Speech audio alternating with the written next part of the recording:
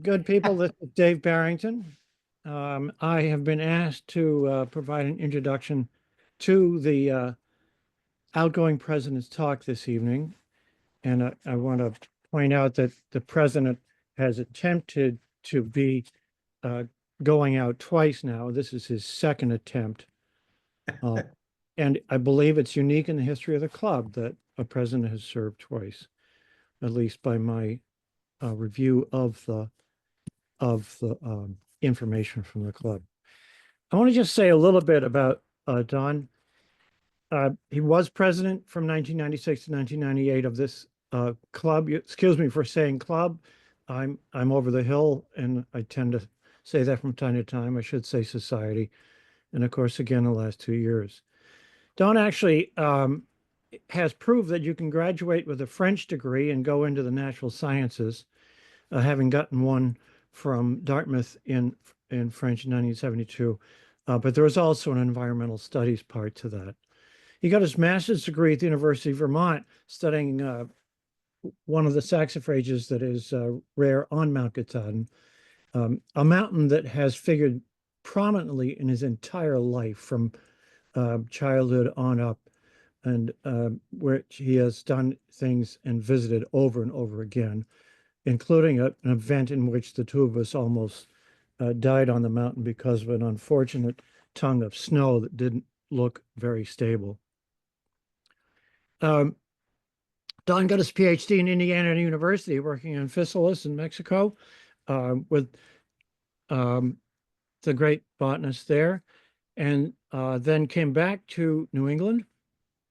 And what stands out and what is prominent in his history coming back to New England is his role in the Chewonki Foundation in Wiscasset, Maine, and where he was first the head naturalist and then became the CEO, the president of the organization, and brought the Chewonki Foundation from the beginning of its career as a prominent environmental education institution and advocacy for the natural world institution in Maine to a place in the real forefront of New England organizations.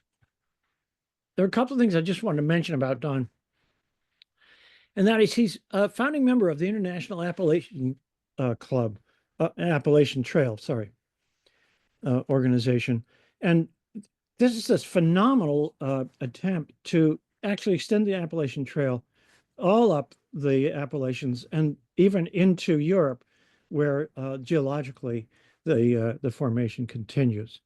And that is in part because he spent a phenomenal amount of time in the Arctic northeast of North America, both as part of his Chewonki Foundation activity and as a member of the International Appalachian Trail Group.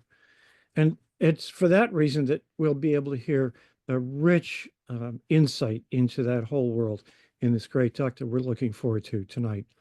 So, Don, at this point, I'd say take it away, and I join everybody else in thanking you for the year of contribution as president of the organization. Well, thank you very much, Dave. It has been a busy but very fulfilling year. I'm happy to have been able to help. And I'm sure that you and Bob probably conspired. You hooked me, and Bob sunk the hook. And so here I stand again in service of the New England Botanical Society, the old New England Botanical Club. Let me see if I can advance my first slide. This presentation is going to be a little bit more of a memoir than a scientific exploration of the past. It really helps me answer the question, how the hell did I get here? And so I've tried to identify some lessons that I've learned along the way. I'm nearly 75, so I'm old enough to be able to say I can share some of my learning with you. I wouldn't have said this 25 years ago, that passion is essential. But frankly, passion is essential. And my passion for Katahdin started very early in my life, and that led to a cascade of experiences, some of which I'll share with you tonight. Um, those of you who know me well know that I'm not very patient. And so there are times when I've learned that patience is a virtue. Um, and I think that there's a slight difference between patience and perseverance. And I hope to show you with a few examples where perseverance in the face of stiff odds ultimately bears fruit. And finally, maybe the most important lesson of all, and that is the power of collective effort. We never do anything in this life by ourselves.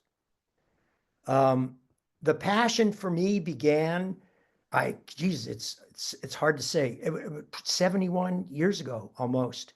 My mother took my older brother and me on a walk up Monadnock when I was 4. And all I remember is this stony bald summit. And I have a memory because my mother reminded me of it once or twice while she was still alive, that she pointed out the Hancock Building in Boston, and that what made Boston different than New York was the fact that Boston didn't have anything bigger than the Hancock Building. That was the old Hancock Building. And then now, I don't know how many years ago, 1963 was the date this picture was taken. And I think that experience, more than any other, changed my life. Standing on that mountaintop in late July of 1963 and looking out at an ocean of green trees and thinking, oh my goodness, this is a big world. And being excited about climbing a mountain. For years, for more than a decade, my passion was mountains and climbing mountains. But you can't really make a living doing that. So after I graduated from college, as Dave said, with a degree in French, which won't take you very far, except it's pretty good when you go to Paris. But apart from that, it's not going to take you very far. I landed back in Maine and signed on as a wilderness expedition leader. And if you look down to the end of this photograph, you'll see a little hill on the horizon. And it was walking up that hill this summer the next summer of 1975, walking up that hill, that I didn't see this. This is Katahdin, of course. But we walked up a hill that was no more than 1,500 feet tall, and the top of it looked like the top of Katahdin. And for me, a French major, that was an aha moment. Oh my goodness.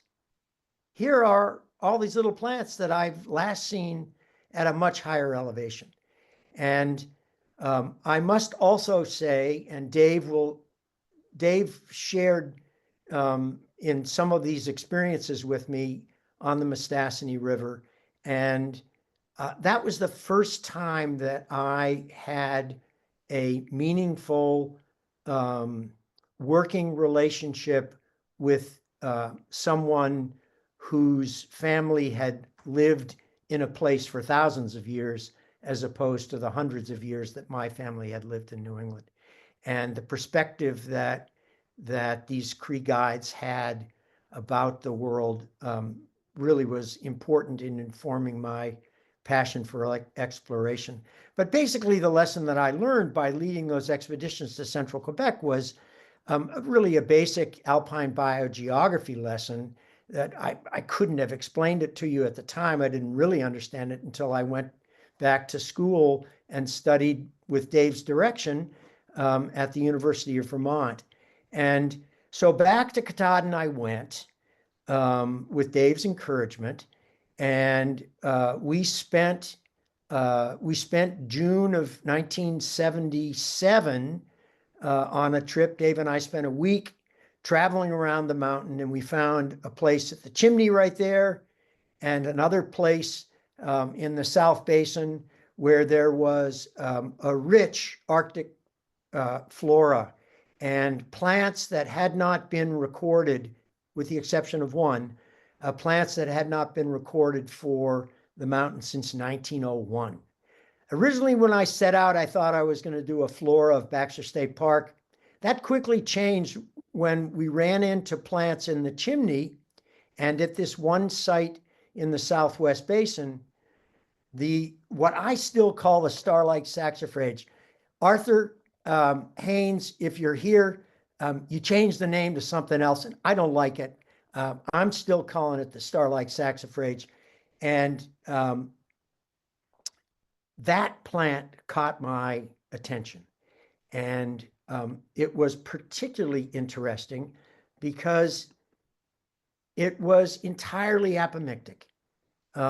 We knew that although it looks like it makes a perfectly healthy fruit, we recognize that it has persisted on this mountain for a very long time by virtue of the fact that it produces leafy bulbils in the axils where a flower should be, and those little bulbils can fall off the plant and root and start a new plant. Folks at the University of Maine right now have been doing some very interesting geological work on the summit of Katahdin. And some of you are going to shudder when you hear this, but the top of Katahdin may have been free of ice for over 80,000 years. And so how long has this plant been there? Who knows? I got permission to collect a few voucher specimens. And one of the fruits that I collected of the Starlight Saxifrage had a little plant growing right out of the capsule. And I was lucky that I not only collected that one dried capsule, but I had a couple of fairly fresh capsules. And with Dave's help and the help of Dr. Dick Klein and Fred Taylor, doctors Dick Klein and Fred Taylor, I learned how to be a plant anatomist, and they taught me how to embed tissue and make slices. And lo and behold, I was able to actually see what was happening inside of a plant. This was a different capsule. Inside of that plant was another little plant growing. Who knew? And it was clear by examining that plant that really, in this case, meiosis really didn't happen. Those chromosomes didn't line up the way they're supposed to, and the embryo was never created. In the stamens, the cells that were going to produce pollen got to the 4-cell stage. So in the stamens, meiosis proceeded to the 4-cell stage, but then they withered up and died. They just essentially evaporated in place. And there were parent material, the seed coat was produced inside of the ovary that was growing in the plant, inside the ovary, but there was nothing inside it. So I thought that was pretty exciting. And then I went off to graduate school, thought I was going to be a college professor, studied ethnobotany, never went anywhere, got a job at Chewonki. And then I started to think, well, geez, maybe I can find a way to go to the north where this Starlight Saxifrage lives for real. So I went off first in 1986 to Baffin Island, to Iwituk National Park. And lo and behold, I found the plant there. And it was growing in the same damn moss that it was growing on in Katahdin. And it was almost as hard to find in Iwituk as it was on Katahdin. And I never did get to Ellesmere Island, at least not yet. And there it grows like a weed. But on Baffin, it's as hard to find as it is on Katahdin. I then, a little bit later in 1995, I found it on the George River, not too far from here, the Pyramid Hills. And again, very hard to find and growing with the same damn moss that it was growing with on Katahdin. We also found it at what is now called, oh my goodness, they all run together. It's old Lake Harbor is now Kimmeroot. And we found it in Kimmeroot on the Soper River. And I also found it in the Torngats, but I almost didn't get home because I've got to stop and tell you that sometimes the passion can get you in trouble. And in this particular case, in the Torngat Mountains, camping on the Saglek Fjord, we were traveling up the coast from Nain in a converted long line cod fishing boat. And we stopped in the Saglek Fjord in what would become the next year Torngat National Park. And we camped on the shore at the head of the fjord. And the next morning, the two Inuit guides who were manning the boat cooked some bacon, dumped it over the, about 200 yards out in the water, dumped it overboard, and lo and behold, she showed up. And she was hungry. She's quite skinny, as you can see. In fact, you can see her ribs through her fur. She had, as it turns out, she had lost a battle with a male polar bear. She had at least 2 cubs that were no longer alive, and she was hungry. And the guide who was on the shore with us kept shooting at her in front of her in the gravel there to try to keep her from stopping, but to get her to stop, but she didn't stop. She just kept coming. And meanwhile, the rest of my crew had hightailed it up onto the top of the moraine. I just had an ankle operation and I was hobbling like a cripple. And but I was smart enough to take this picture. And sadly, a minute later, the poor polar bear died because the guide decided that it would probably be best for the polar bear to go than for me to go. And that was a very sad occasion. But one I will never forget about the power of hunger in nature. And again, it feeds my passion in some ways. 2 days later, my mother died. I was still up there in the Torngats, and a beluga whale went around our boat after dark, and it bumped on the starboard side. It bumped on the port side, went back to the starboard side, bumped again, and then blew and swam off. And when we got back to Montreal about a week later, my phone blew up and there were messages from my sister saying, you got to get, she didn't know I was up in the Torngats. You got to get here, mom's dying. You got to get here, your mom's dying. And that whale bumped the boat around 8:15 at night, and my mom died about 8:15 at night. So you can think about that any way you want, but I know how I think about it. So I did see it on Katahdin. I did see it there at the top in Iowa-Tuk National Park. I did ultimately see it. I should have made a collection because nobody else has seen it on the George River. And I saw it at Kimmeroot and in the Torngats, and here's everywhere it's seen. This I got, Dave. I made this map. What a tedious job this was to make this map from a Hultain book that you introduced me to a gazillion years ago. So where do we go once we're now at Chewonki and we're supposed to be teaching kids about environmental education? Well, I was invited when people were thinking about introducing caribou to Baxter State Park. People knew that I knew something about alpine plants, and the organizer of the project, Dick Anderson, got in touch with me. And Dick is the one who's looking with his binoculars, with the looking to the left. You know why botanists live longer than big game biologists? Because they actually have to walk up the hills. Big game biologists fly to the top in a helicopter, but the rest of us walk. But I must say, this time I did take the ride in the helicopter. And that project really introduced me to, in some ways, although it was a failed restoration project, it was the sort of the first thing that I worked around that seemed like an effort to address major issues from the impact of human activity on the environment. And would it be possible to bring things back? So because of that project, I was invited to a Baxter State Park Authority meeting, and they said, well, what'll happen if caribou go to the top of the mountain? And I rather glibly said, well, we won't know because we really don't know what's on top of Katahdin. The vegetation of Katahdin is just described as being identical to Mount Washington, and we suspect that's not the case. And so Charlie Cogbill and I, here Charlie is doing a soil pit in the middle of a transect.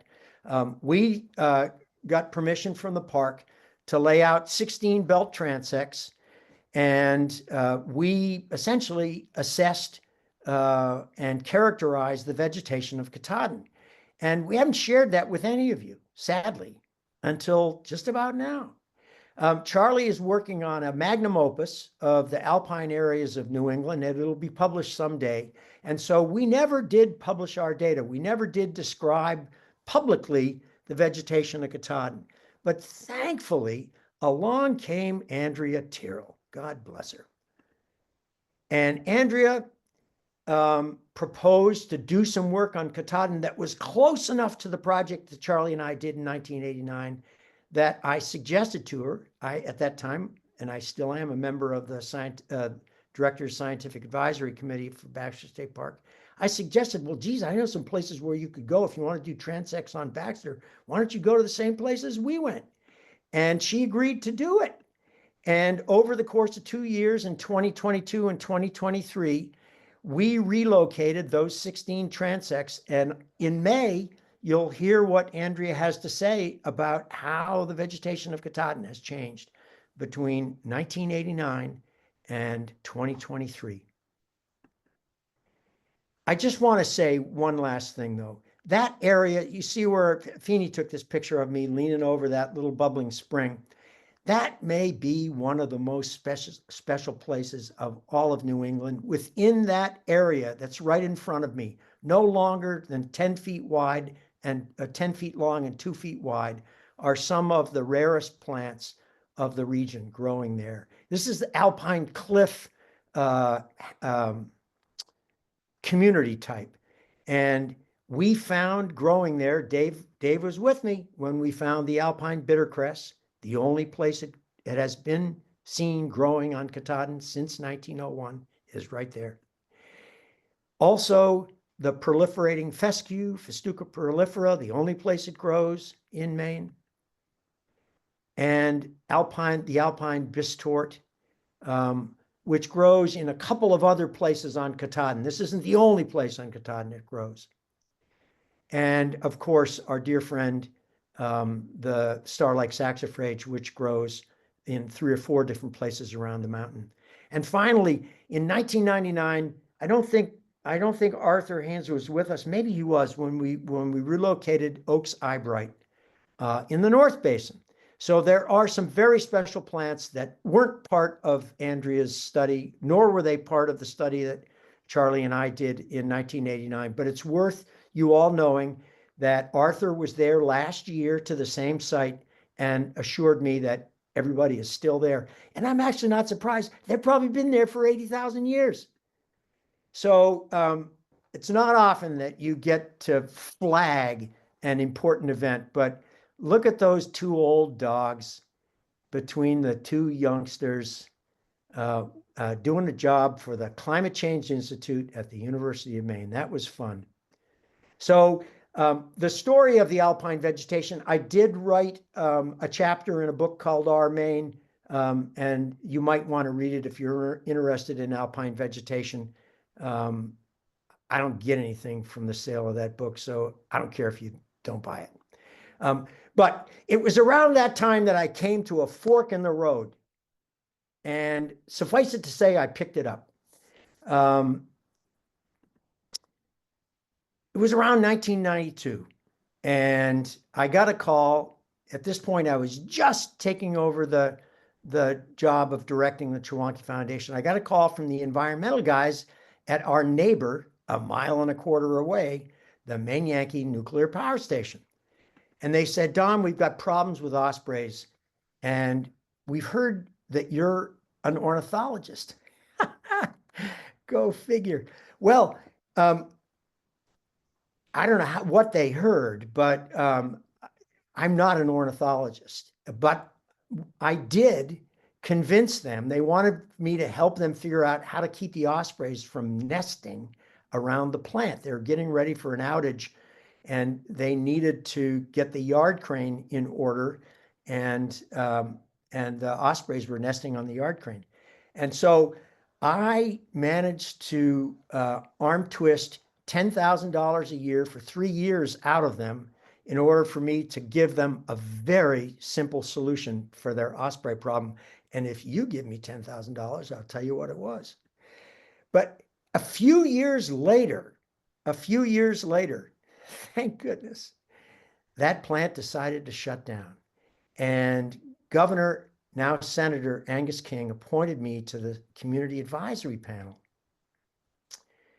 And this for decommissioning of the nuclear power plant, because I represented someone with a scientific background who lived and worked within 10 miles of the plant. That was the seat that I filled on the Community Advisory Panel. And this is where the patience comes in. At that point, I had been serving on the Gulf of Maine Council for the Marine Environment. I had been doing a project serving on the Public Information Committee for the Gulf of Maine Council. And it was kind of an environmental education committee. And I was helping to promote awareness of the Gulf of Maine watershed, or not I, Chewonki was. I and my colleagues were working on this project. And so I knew that there was a potential for real habitat restoration.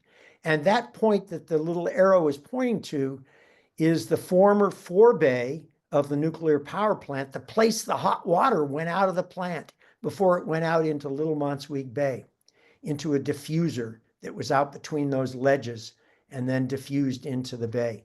And believe it or not, that forebay is hotter than Hades, and radiologically speaking. And so that they had to figure out how to deal with that mess.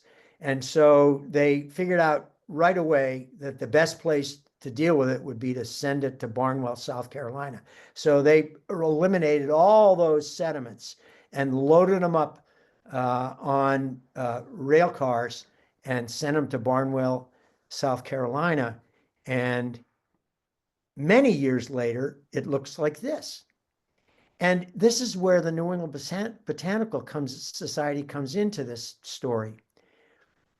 I first said to the folks at Maine Yankee that they ought to take advantage of an opportunity to allow for some ecosystem restoration, if at all possible, because I just heard a talk at an NEBC meeting about a failed effort to create a salt marsh in New Hampshire.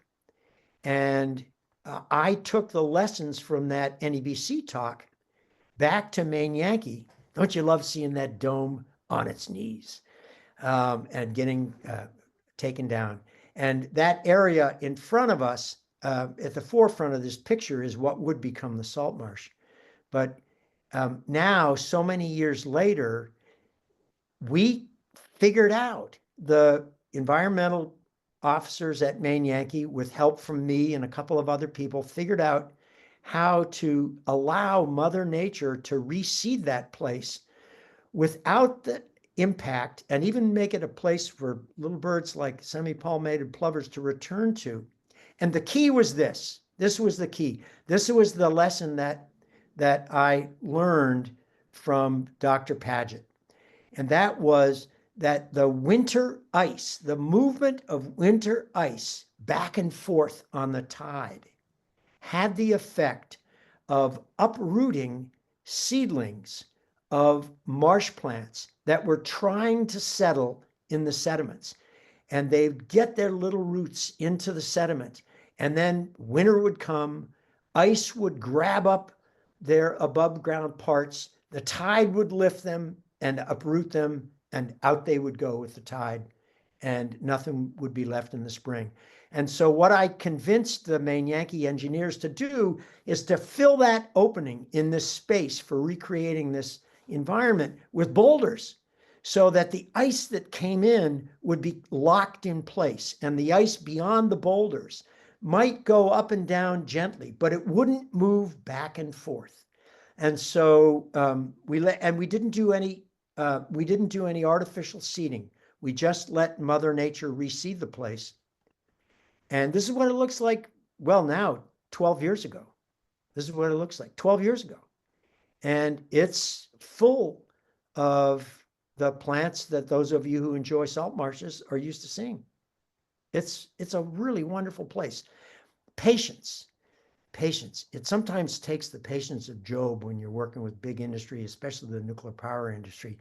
I suggested to Maine Yankee when they were taking down the plant in 1997, I said, you guys really ought to take that dam down. There's no reason in the world to have that dam. That dam was created to create a pool of water 3 times the size of the reactor building to use in the case of a disaster, to flood the reactor building at least 3 times. And you've torn the reactor building. You're going to tear the reactor building down. Take the dam down. And they said, no, no, we don't have to do that, Don. Maine law says we can walk away from that dam. What I didn't realize that they were kidding me, because they kept this dam in their back pocket. So from 1997 until about 2009, every time I said to these guys, you really got to take that dam down, because the eels and the fish, I mean, that dam was 30 feet tall and the eels were able to get over it on a really hard rain in the spring. The eels could actually swim up the wet rocks, wiggle their way up the wet rocks at the side of the dam where it was rooted into the bedrock and get into the pond. But the salters, the sea-run brook trout couldn't do that. The tomcod couldn't do that. A few alewives couldn't do that. So it turns out Maine Yankee used the dam removal as a chit, as a payback to the state of Maine for non-radiological damage on Bailey Point. They had some oil spills on Bailey Point, some kerosene and some fuel oil spills. And so when they had their RCRA closing, they traded, the cheap bastards, they traded this dam and only $100,000. We had to raise another $100,000 on top of the 100 that Maine Yankee gave us in order to take the dam down. Thankfully, NOAA in those days was interested in habitat restoration. Don't know if that's happening today, but they contributed the other half of the money, and we got that dam out of there. And in October 2010, this is what it looked like. And in 2012, it looked like that. It's going to be a long time before the hemlock trees grow back up and the sea-run brook trout have more shade in that valley. But the day will come. The day will come. And that really led me to perseverance. I mean, really, I should say patience and perseverance go together. But the final project I want to tell you about is the Penobscot River Restoration Project. I think because I was involved with the Gulf of Maine Council and in trying to get Maine Yankee to step up and do some good work as part of decommissioning, folks at the Penobscot Project asked me in 2006 to become involved.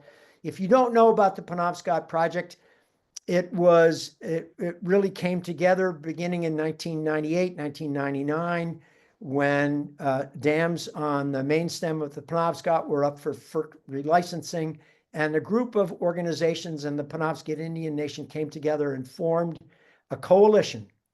And the coalition was called the Penobscot River Restoration Trust, and the trust had representatives of all of the NGOs and the Penobscot Nation. And I had one of the seats of a public member, someone who wasn't affiliated with any of the NGOs, neither the TNC or the Maine Audubon Society, American Rivers, Trout Unlimited, Natural Resources Council of Maine, but was unaffiliated. And they really had a couple of us as unaffiliated so we could go back and forth being the chair of the organization so that the Audubon Society wouldn't lord it over the Natural Resources Council of Maine. And I should have said that the project really was based on salmon being an endangered species, but everybody knew that if some changes could come to the main stem, then the species that would really benefit would be the ones at the base of the food chain for the near ocean, alewives, and if we could get them back in numbers, then we might actually see something happen for groundfish in the near ocean. And at the time the project started, there was precious little happening north of Bangor in the river, diminished use of upstream spawning by salmon and eels, underused state-of-the-art upstream fish pastures at some dams like the one at Enfield. And if the project would be completed, 2,000 miles of fish breeding habitat would be opened up. Can you imagine that? And the project consisted of four major, actually probably 7 or 8 pieces, but 4 major pieces, including a new high-tech fish lift at the Milford Dam, which would stay in place, eliminating a dam removal at Great Works in Old Town, the removal of the dam at Vesey, and the building of an engineered river, a bypass, fish bypass around the dam at Howland. It also included, this project included not only the destruction of these obstacles, but enhancements for electrical production at the remaining dams in the project at Stillwater, Orono, and West Enfield, so that the net effect was an increase in power production on the Penobscot while these dams came down. You got to love that. And the project that started first really was conducted by the company, and that was building the high-tech fish lift. And the dams couldn't come down until the fish lift was ready to have the onslaught come up the river. And the first dam to go out was the one just downriver from Milford, this hodgepodge of 150-year-old structures in the Penobscot, which you can see the excavators out there beginning to pull it apart in 2012. And that's what it looked like in 2013, free-flowing Penobscot River at Old Town. And then the next dam to come out was just north of Bangor. This was the lowest dam in the main stem of the Penobscot at the time. And this was a dam, I got to tell you this. This was a dam at which for the previous 20 years, 13 shad had passed this dam by being sucked up in a vacuum, put in a truck, and taken north of Milford. Can you believe it? 13 fish in 20 years. This dam came down, and now it looks like that. And the last project, in some ways, was the most fun, and that was taking an old tannery site and turning it into a fake river. Not really a fake river, a real river, but an entirely engineered, human-engineered river. And there's the old tannery, and that really is close to where the intake of the new river is. And that was free and passing fish in June of 2015. The river had to be engineered so that the traction flow coming out of the bottom of that river made sure that it was strong enough so that fish coming up the Penobscot would find this flow as opposed to the flow back at the dam. There's no longer any power made by the dam. The negotiated settlement for this particular project, the community wanted its pond, and so the Penobscot Indian Nation and the 6 NGOs compromised and came up with the idea of a bypass. And this is where perseverance comes in, because frankly, NOAA tried to end this project because they didn't believe the bypass was going to work. And so they withdrew their support for this project. They withheld $300,000, and we had to go find another $300,000 in order to complete this project, because NOAA said, we're not going to help you unless you take the dam down. But we said, look, we had a conversation with people. We came up with a compromise. The compromise said the pond's going to stay, so we've got a solution that works for everybody. So we won, basically. And that's what the river looks like right now. The cool thing is, see all those rocks above my head? They're all pinned to the ground. They're all anchored in place. The eddies are engineered in place. We can't let Mother Nature change the combination of features in this river, because it's engineered so that the fish will swim up it. And boy, have they swum up that river. In 2013, 12,700 alewives were counted at the new fish lift in Milford shortly after it was opened and before the run ended. And by 2019, it was up to 2.86 million. By 2023, it was over 6 million alewives. You got to love it. 6 million alewives. And those shadfish I told you about, that when the Milford fish lift opened up, that first year they passed 750 shadfish, 13 for the previous 20 years, 750 shad. Shad have been coming back to VZ, banging their heads on VZ, trying to get upriver and not being able to do it. And generations of shad trying to get upriver, and they finally got upriver. That's perseverance. And so here's what, I don't know if you can visit if the average citizen can visit the fish lift, but there's some view windows in the fish lift. So I just like to prove to you that it works. There's alewives, there's American shad. You can see a sea lamprey, grizzly looking animal there in the top of the picture. And there's a good old Atlantic salmon making its way up through with a bunch of alewives through the Milford fish lift. So finally, I'm going to end with somebody else speaking. I want to show you a little video about the project that I hope will give you a sense of the power of collective effort in all of our endeavors. However it is that you find yourself engaged with people in your work, remember, you never do anything by yourself.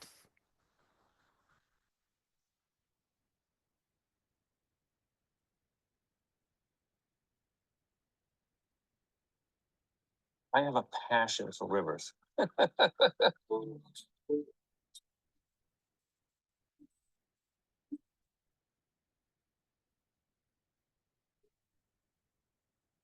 think a river is almost like a live being, or an organism. It has many phases. It has seasonal phases. It has daily phases, hourly phases. And so you just become, if you will, emotionally part of the river. And you are just sort of taken in.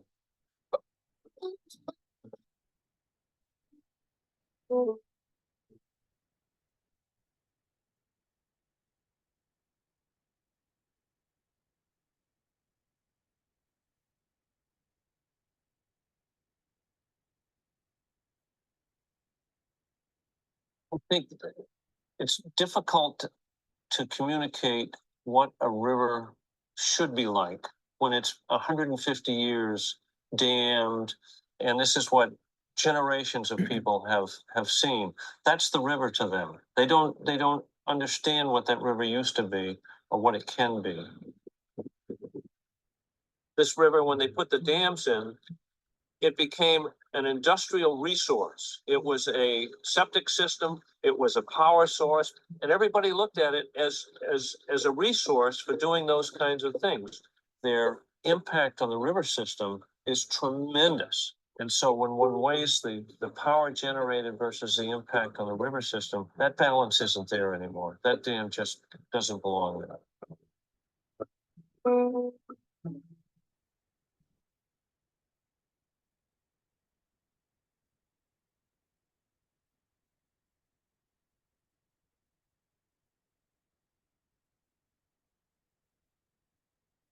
The people got together and they said, this can't be. We have to change this. So an agreement transpired between the power company and all of the conservation groups, and particularly the Native Americans, the Penobscots, to see a way which we could reconfigure the power production on the system and keep the same amount of power and even increase it a little bit and provide fish passage.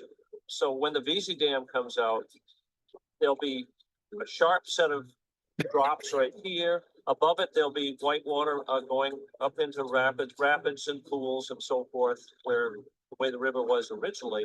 As soon as this is opened up, fish will be charging up this river. They come up, we know now that particularly shad come up and bang their heads against this dam and go back. And some of them do this scores of times trying to get upriver. And so, I can envision all of these fish species moving through. And one of the first things I'm going to do is get in a canoe and come right back down through.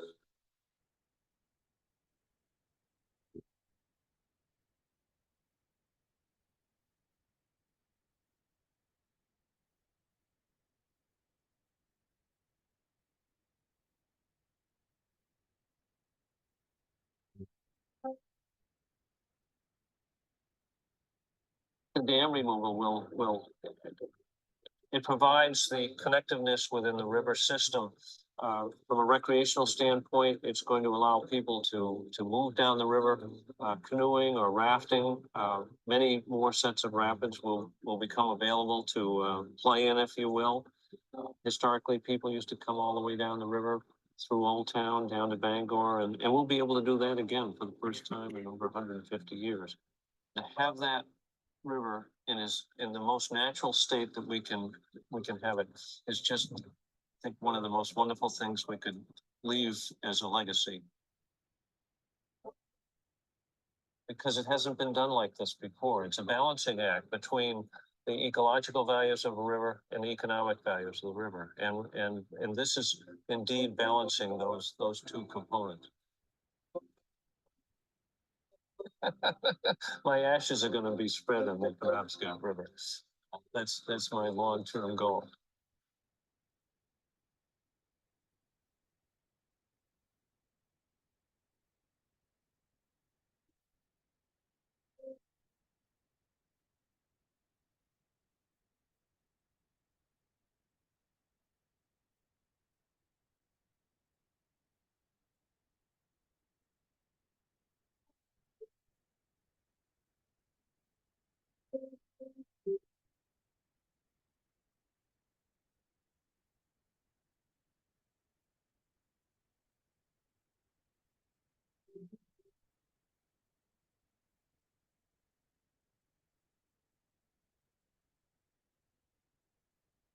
So that's how I got from the mountains to sea. And because you've been so patient, I just wanted to show you some pictures. When I look out my window, this is what I see.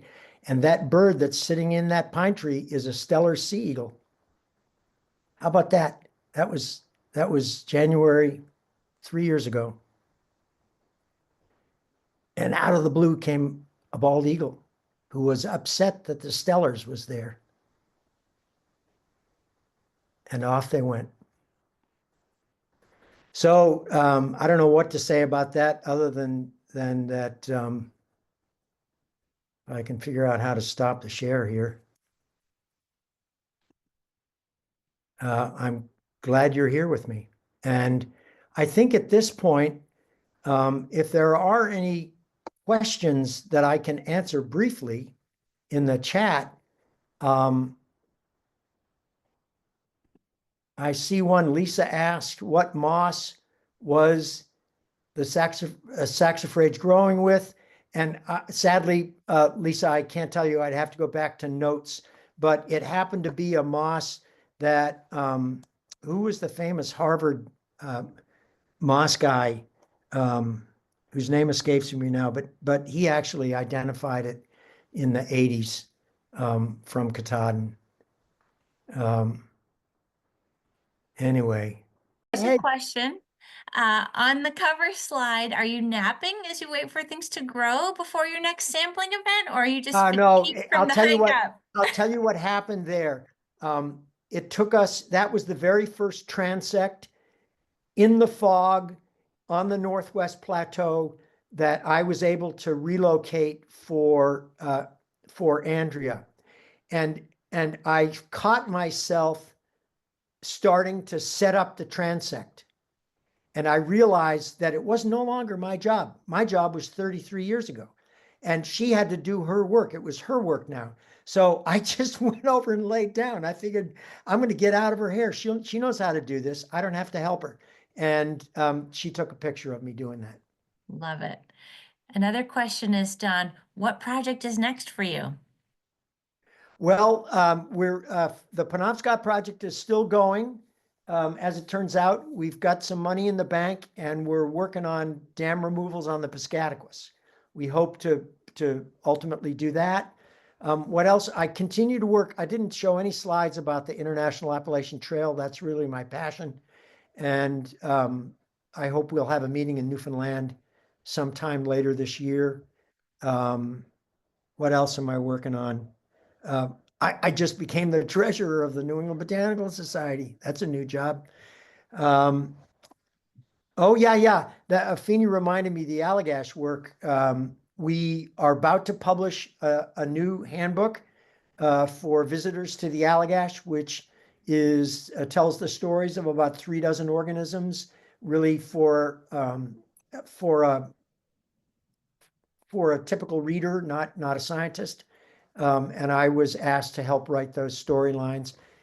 Oddly, I was asked to write the ones about things like lynx and hare. I did write a couple of plant ones, but I mostly wrote about birds and lynx and hare. Cool. What other? Do you know how the Katahdin population of the Micranthes has fared over time? It has not changed by my estimation. The last time I was at the chimney, virtually the same number of plants that were there when Dave and I saw it for the first time that we saw it. I think it was the first. No, Dave may have seen it before there, but it was the first time I saw it in the chimney. And there's roughly the same population size, maybe 36 plants in a little bit of a cold nook. It needs to have its feet wet. There needs to be water underneath it, not dripping wet water. It doesn't have to have its feet completely in the water, but every place I found it in the north, it was at the edge of a stream or the edge of a spring, really with its feet almost, if not completely in the water. And so those conditions are found in 3 or 4 places on the cliffs around Katahdin, and you can find the Micranthes there. And I do believe, if Aaron Putnam and his students are right, that the top of Katahdin has been free of ice, largely free of ice for 80,000 plus years, that plant and its partners have had to have been there for that long, at least. Fascinating. What's your Norton Miller. involvement? Norton Miller is the bryologist. Yes, thank you very much for adding that, Alan. I appreciate that. Norton once told me what that moss was, Great.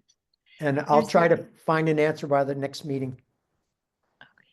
Sorry to overtalk there, Don. Another question is, what's your involvement in recording migrating fish each spring?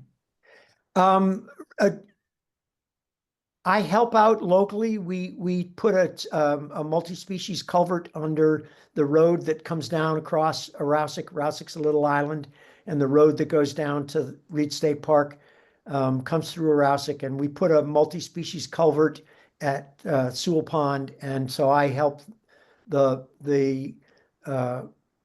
local crew with counting fish. That's the only place I actually count fish, is right here in Rousick. And then otherwise, I just wait to hear the great reports from my colleagues and friends who are excited to see these guys come back. Fantastic. Well, I think those are the questions, Don. And this is Melissa speaking here. I want to thank you again